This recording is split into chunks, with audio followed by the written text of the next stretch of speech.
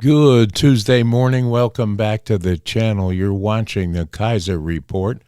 I'm John here with Kaiser on the sofa one more time to bring you a little bit of what's going on in the world and around our country today. And I guess the big news this morning through Morning Jerk over on MSNBC, CNN, and the like are all on about Pete Hegseth one more time and about this signal chat business that went on. They couldn't make it stick the first time, so they're coming back around utilizing the word of, in most cases, the three suspected leakers that were put out and fired from the Pentagon. And they're the ones that are drumming this up, it looks like, according to Mr. Hegseth himself on some of the shows. But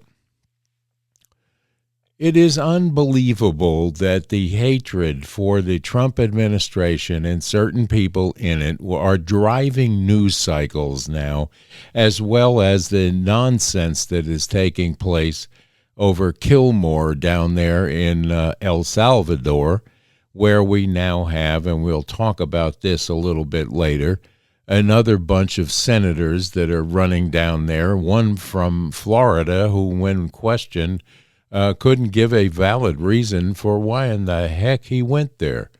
And I'd like to know why the government gets to pay for these guys to get their little jaunt down to the paradise and meet with people in embassies down there demanding the release of somebody that is a criminal according to El Salvadorian law, where he is a citizen down there. Why, Congressman, are you in El Salvador? You are there for an El Salvadorian man who was a resident illegally of Maryland. You're a congressman from Florida. Why are you in El Salvador? Well, we're here because a man who had protected status in Maryland, a Maryland man, union member, worker with a citizen wife and beautiful children, was taken out of his state and out of the United States back over here without due process. And for us, we're here for a couple of reasons. Number one is because every person in our country deserves due process. And we want to make sure that we draw the line here at Killmore Garcia. No. The other news that was taking place most of yesterday was the Easter egg roll at the White House and the disparity between how the previous administration handled it, and the object was the bunny that had to make sure that poor Joe got in the right direction, and some say even that it was Jill inside that costume, which would not surprise me the way that bunny manhandled poor Joe Biden to try and get him through or away from the crowds, lest he open his mouth and say something ridiculous one more time. But Biden was humiliated once again yesterday through how things did look. Take a look right here.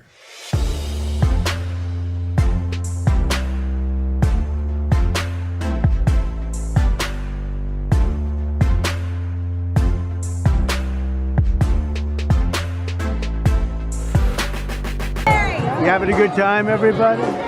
Everybody having a good time? Do you remember the bunny with Joe Biden? Remember? Do you remember when the bunny took Joe Biden out? Flashback.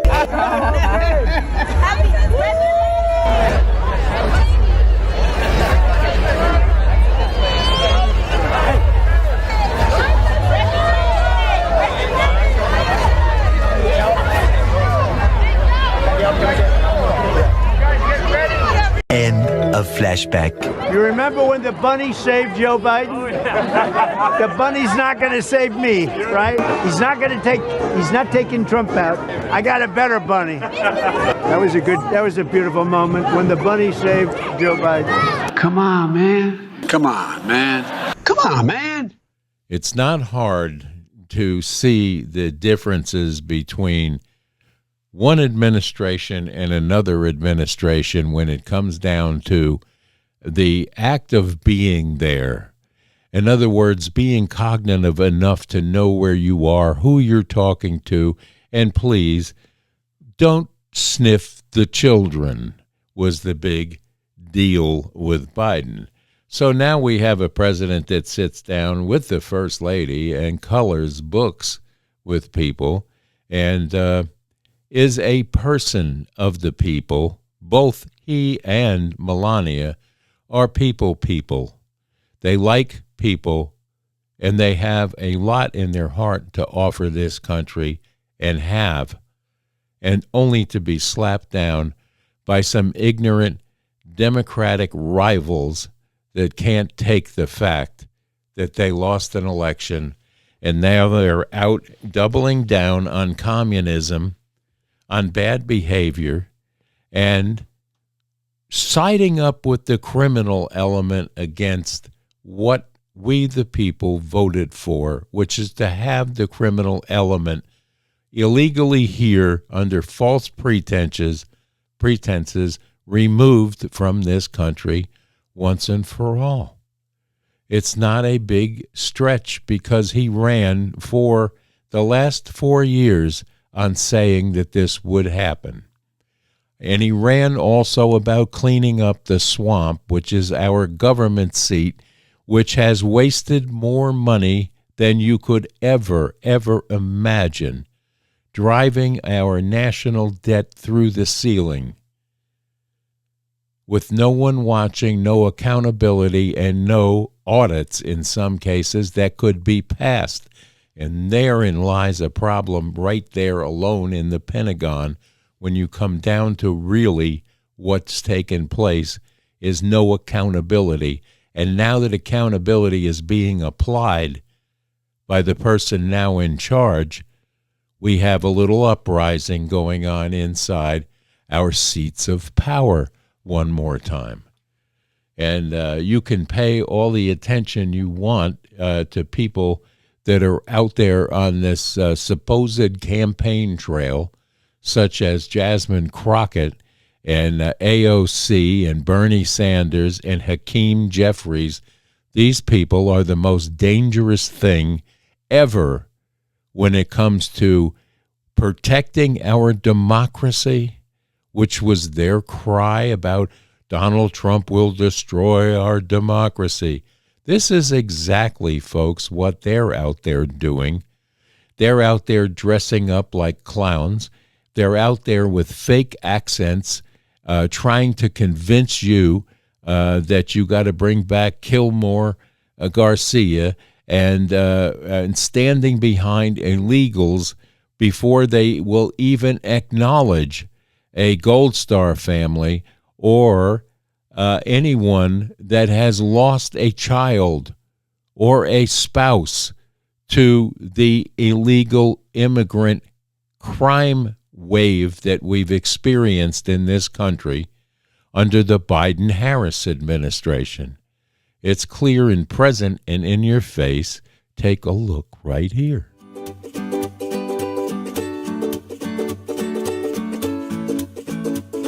I want y'all to know that every day that I walk in those halls, regardless of whatever rhetoric they put out Did I stutter? about me, I am a very serious lawmaker. At the same time, if you try me, you will find out. I just want to be clear about that because I am truly a black woman at the same time. So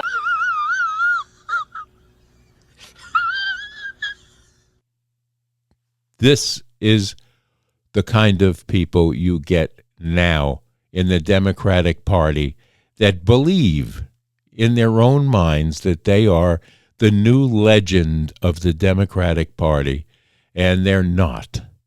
Trust me, these people do not have the wherewithal to run a hot dog cart, never mind an entire country the size of America, and with the work that needs to be done by the people in charge to make America great again, which is what this administration ran on and what it will continue to do in the rest of this 4-year appointment that we made to get these things fixed, and including our education department, which has become an indoctrination factory for weirdos with ideas that are so far removed from reality that it is almost like living in Sesame Street.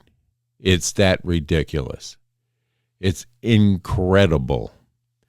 We need to get out of Sesame Street and back to Mr. Rogers' neighborhood if we are to survive and if our young people are going to be educated properly in the fashion needed to not only protect this country, but to educate this country and to make the discoveries that are necessary to keep us all healthy, wealthy, and in good stead with the rest of the world that seems to be unraveling around as you watch what takes place.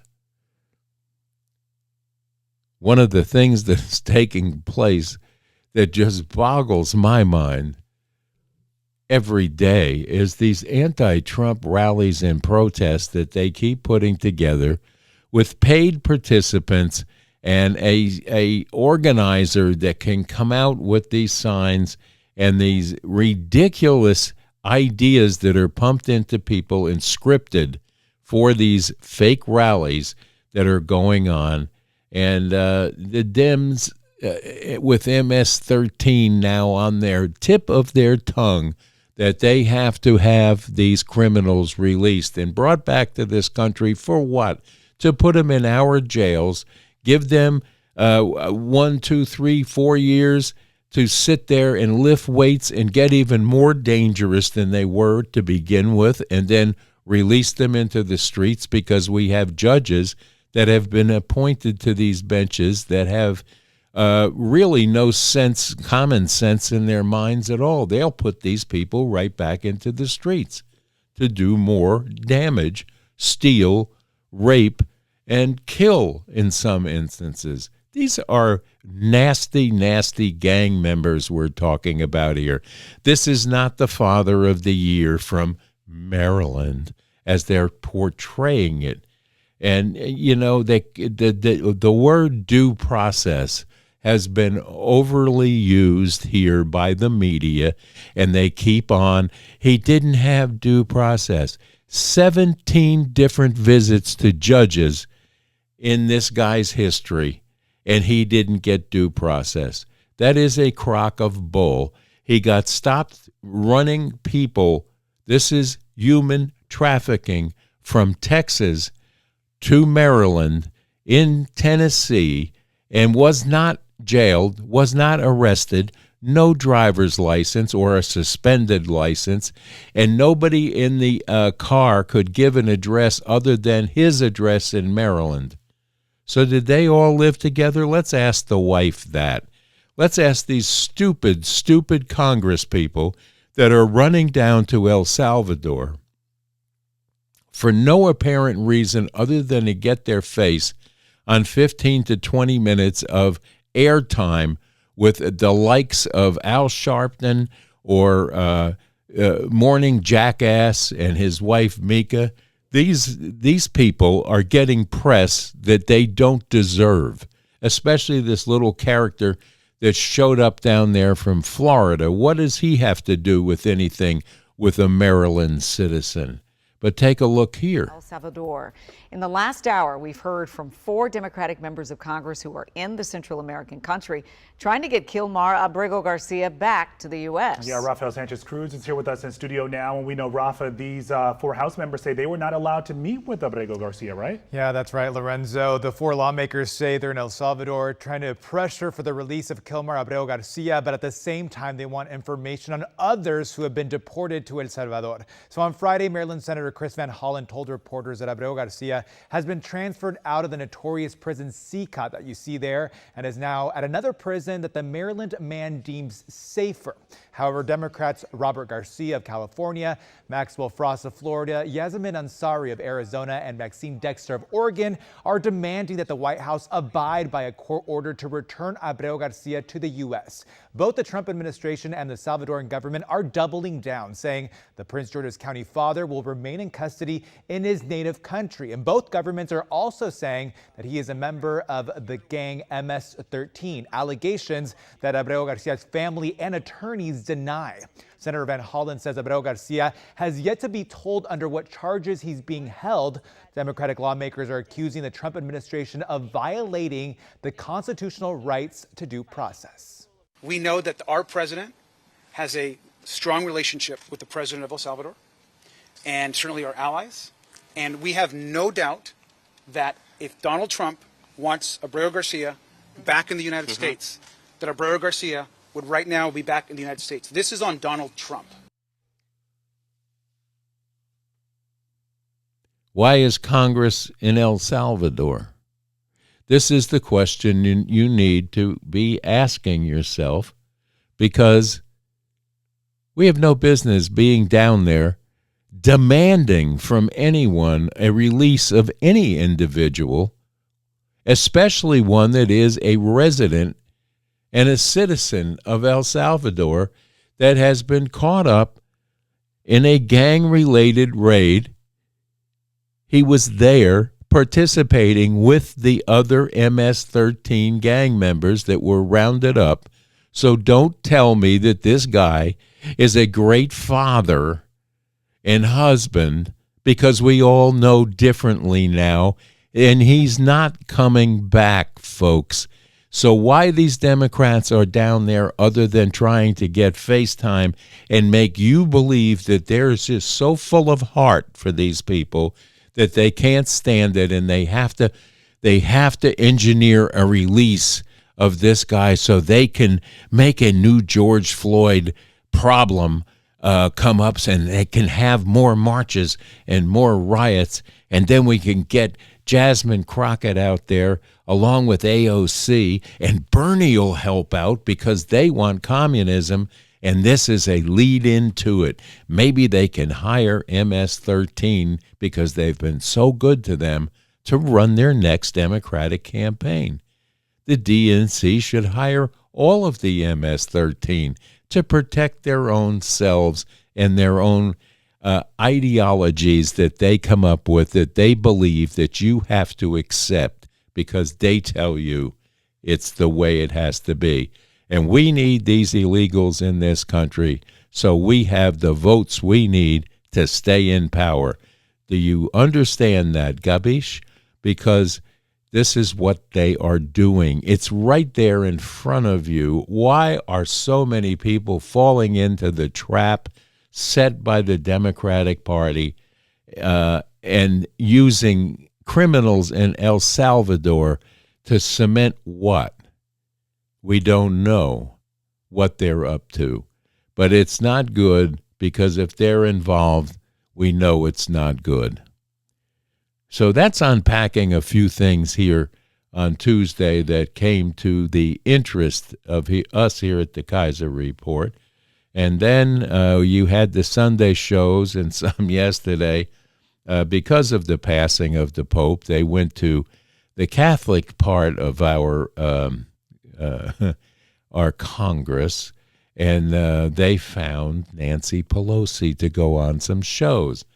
So Nancy shows up and can't string a coherent sentence together, almost like she was intoxicated. Take a look here. Well, as I'm listening to the distinguished eminence from Chicago, he really understood very well the nature of Pope Francis. We in San Francisco, who've had a visit from His Eminence from Chicago, I said to the Pope when I met with him on a personal, private, long meeting, thank you for taking the name of our namesake of the city of St. Francis. I don't know whether he took it because he didn't take it because it was San Francisco, but he just took it because they shared so much in common, love of nature and the rest. One of my stories I love to tell about him is when I had the privilege of going to a long, prolonged meeting with him at the Vatican. They said to me, now you have to understand, you have to obey the rules. They're 400 years old. And when you meet His Holiness, you have to do thus and so. So we go to his office where I'm just going to meet one-on-one with him. And the door opens, I see him, and I just tears were flowing down my face. And he started laughing. He just was amused by that. And I was like, you're laughing at my crying. But he always said to us, pray for me. Imagine, he was the Pope. I said, why should we pray for you? You're the Pope. You should be praying for us. And he said, no, pray for me. And now, Lindsay, we will pray to him. He was a very saintly man. We know that she may like to tip a bottle and pull a cork now and then. And she is certainly, along with Bernie, past their sell-by dates. And I, for one, keep hoping I'll see one of them on the milk carton real soon among the missing, because she makes no sense. She has been involved in so much corrupt activities inside her presence in both as Speaker of the House and enriching herself through all kinds of insider trading and blaming it on her husband. But it's a miracle. It just was a miracle, and that's all. So what she was trying to string together was that she had met the Pope in the past and had words. But, God bless him. He's gone. And for Nancy and Joe Biden and anybody else that are in that particular genre called the Democratic Party, and that includes Carville. He's trying to say that he wants to disavow himself now, but it still continues. The Trump derangement syndrome, the Musk derangement syndrome, the hate and discontent for our party that sits in Congress right now is growing among the American population. Because the more they pull this stuff, like going down to El Salvador to free a criminal and bring a known criminal and possibly murderer back to this country, is just outstandingly stupid on their part to die on that hill. But this is how they choose to work it out, their problems, their solidification of a party leader.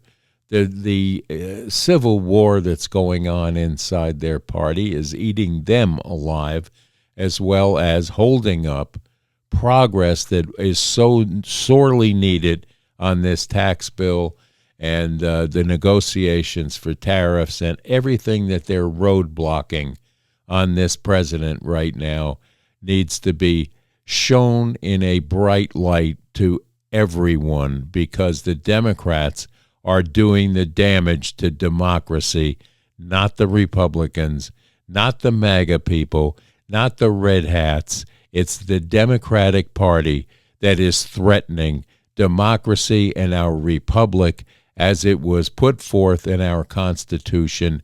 They step all over this Constitution, and we have constitutionalists right now in the White House that need to help bring it back to where our founding fathers said it should be. We are delivering. Right now, demonstrators are heading out for another anti-Trump protest this morning. The 50-51 protest. It will be held nationwide. That's right. The movement stands for 50 protests in 50 states, and one of those demonstrations is actually underway right now in Miami. Protesters here telling me they are not happy with the Trump administration, taking issue with everything from DOGE to tariffs and deportations. I made this sign specifically. We need to bring him home. We need to give him due process. Patrick Blewett is talking about Killmore Killmore Abrego Garcia, a migrant recently deported to El Salvador. He was in the U.S. legally, no matter what the Trump administration says. People are scared to go to church. People are scared to go to work. People are scared to take their kids to school.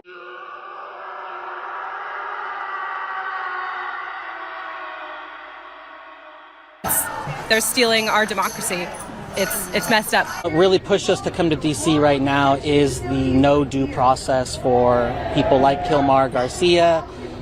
It just sets a really, really scary precedent if we can just send anybody we want overseas and not give them any due process. And then once they're there, we just say, oh, we can't do nothing about it. Well, I was at the hands-off protest. I've been going to the Tesla takedown protests. I've been to 4 of those. Please get a damn job. Sounds like your father, really. And I did ask some of the people here what their top concerns are right now when it comes to President Trump and his administration. They are kidnapping people and sending them to another country without due process. Stop oil drilling and that sort of stuff. Back up. I'm telling you to back up. You got all 4 back up. This ain't okay. What's your name? I'm telling you to back up. Follow me! Follow me! The Trump fascist regime must go now! Free Killmore now! Free Killmore now!